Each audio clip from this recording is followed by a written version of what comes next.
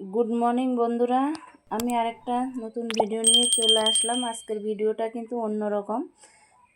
দেখো বন্ধুরা, এই যে এখানটায় এই বিছানায় রাতে আমি ঘুমাই আর কি, ঘুমাইছি।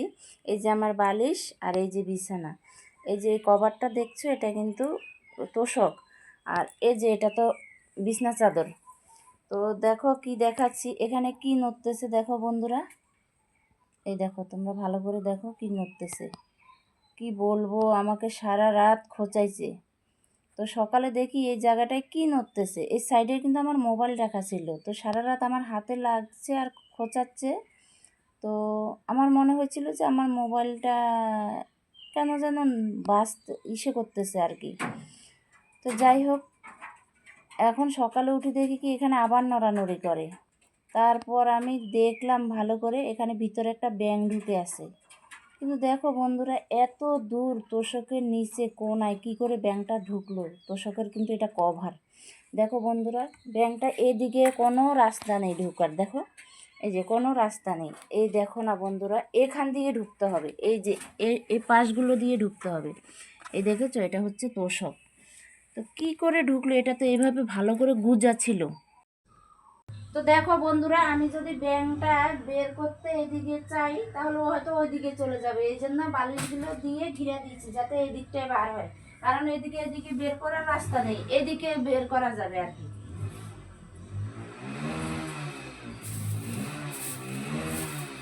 এই দেখছো বন্ধুরা, এই যে ভিতরে ওইদিকে চলে যাচ্ছে।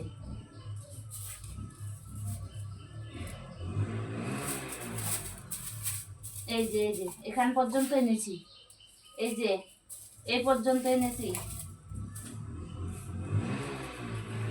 সারা রাত আমাকে খোঁচাইছে এই ব্যাংকটা।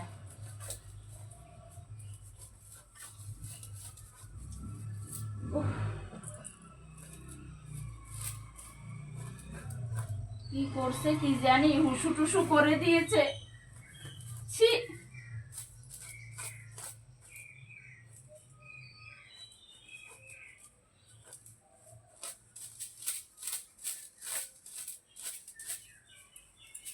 আমি যদি এই পাশে তোষকের ওষারটা কেটে বের করতাম তাহলে আবার আমাকে সেলাই করতে হতো।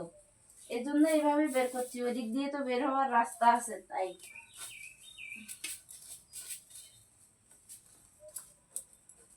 কি জ্বালা, কি করে ঢুকলো আমি বুঝতে পারছি না গো বন্ধুরা। ছি, কি কেলেঙ্কারি একটা কাণ্ড হয়ে গেল।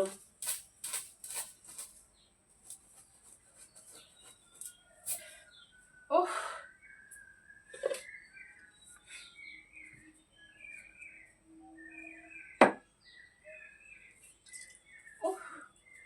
বের করাই যাচ্ছে না।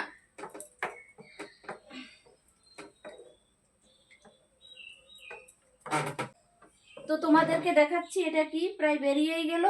ইঁদুর না ব্যাঙ সেটা আমি এখনো ভালো করে জানি না, কিন্তু যতটা সম্ভব ব্যাঙই হবে। তোমাদেরকে দেখাচ্ছি।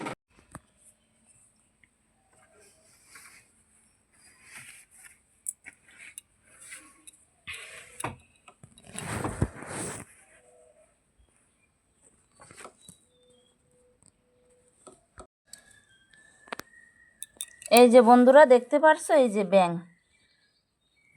এই যে ব্যাঙ, এই যে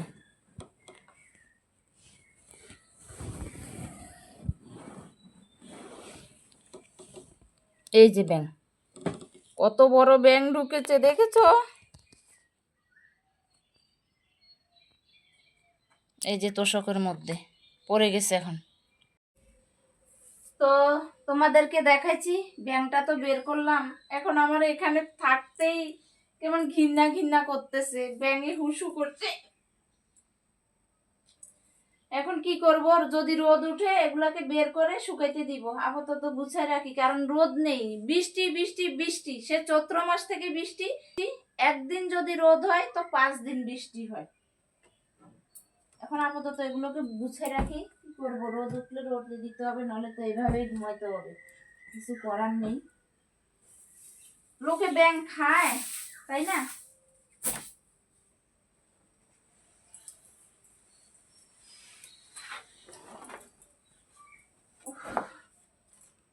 সে দেখো না বন্ধুরা, এই দিক দিয়ে ব্যাঙ ঢুকার রাস্তা, এই যে এই দিক দিয়ে কিছু যদি তোষকের নিচে ঢুকতে পারে এদিক দিয়ে ঢুকবে। সে ওই কোনায় গিয়ে আসছিল শুধু, তাও আমার শীতানের ওইখানটায়।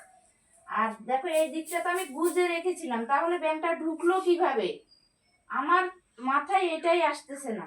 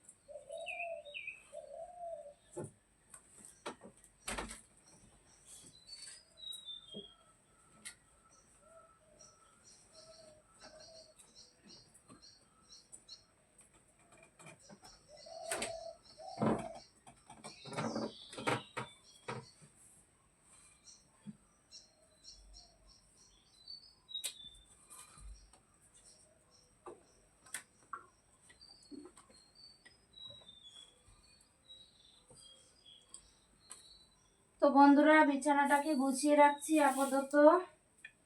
রোদ উঠলে শুকাইতে দিতে হবে। তোষক তো আর ধোয়া যাবে না, শুকাইতে দিতে হবে রোদে, কারণ আকাশটা খারাপ, জানি না রোদ উঠবে কিনা।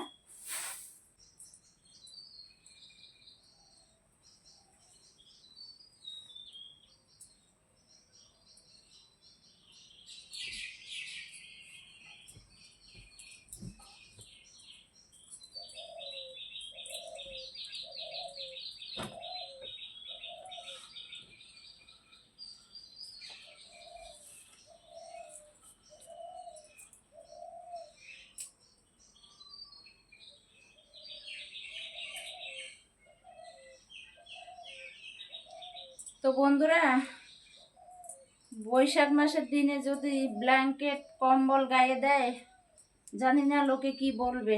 আমার তো গায়ে দিতে লাগে, আমার ভীষণ ঠান্ডা লাগে। তো বন্ধুরা, আজকের মতো ভিডিওটা এখানেই শেষ করছি। আশা করি তোমাদের ভালো লাগবে। ভালো লাগলে লাইক কমেন্ট শেয়ার করে দিও। আবার দেখা হবে অন্যদিন অন্য একটা ভিডিও নিয়ে। ততক্ষণ তোমরা ভালো থেকো, সুস্থ থেকো।